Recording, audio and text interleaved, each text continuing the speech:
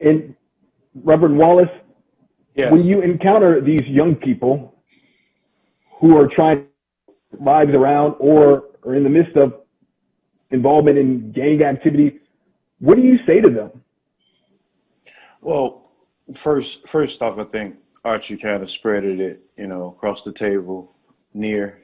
Uh, I think the first thing that we need to look at is building trust, because it's not about what I say, it's my actions toward them.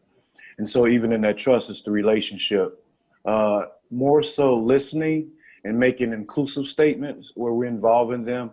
Because a lot of times, we can talk so loud that people don't even hear us. And oftentimes we're so forceful in wanting people to come into our territory or in our, boundaries, that we force them or we push them further away.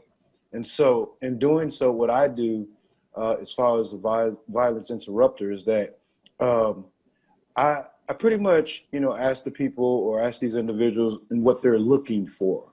What are their endeavors? What are their goals? And try to meet them where they are.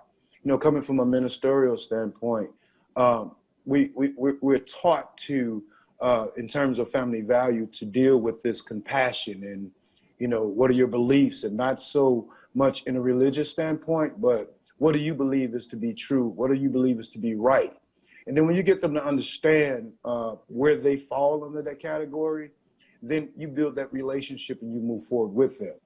I know something that was brought up earlier on in terms of family value, on curbing violence. I think first of all, we need to get back to the basics. And getting back to the basics says that Archie, Mr. Phillips made a great insight on what happens in the household. When we were coming up out in the streets, or rather in our neighborhoods or whatever, there was certain things that we weren't allowed to do, and there were certain things that we were allowed to do, whether parents were around or not.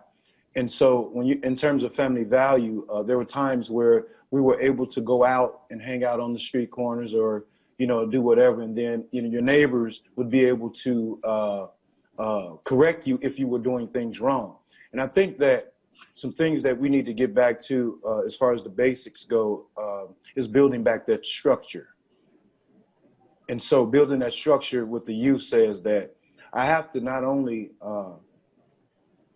come from a telling point, but come from also a showing point, that I have to show them what it looks like to be better than what you are. Now, we all understand that, mental health plays a major key. And I don't understand and may not have fallen into the category in which this individual may be in, but I have to displace myself from where I am to also stand in their shoes.